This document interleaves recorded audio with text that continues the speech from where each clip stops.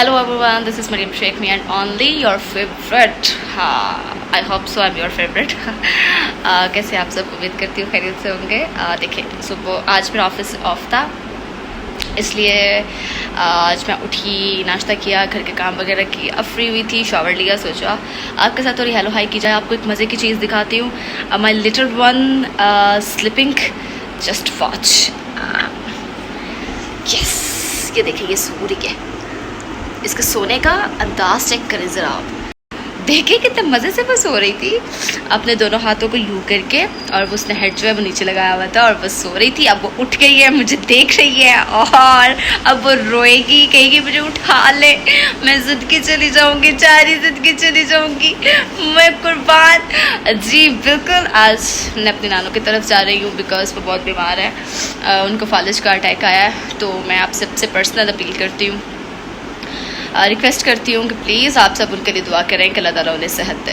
Thank you. देखेंगे मैं पहुँच गई हूँ नानों की तरफ, और ये मैंने लिए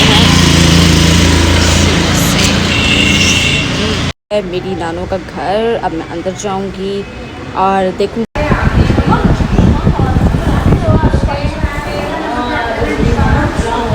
ये मेरी नानों है जो इस वक्त शदीद बीमार हैं, तो दुआ करें, मेरी आपसे अपील है कि अल्लाह ताला इनको सेहत। हेलो एवरीवन, कैसे हैं आप सब?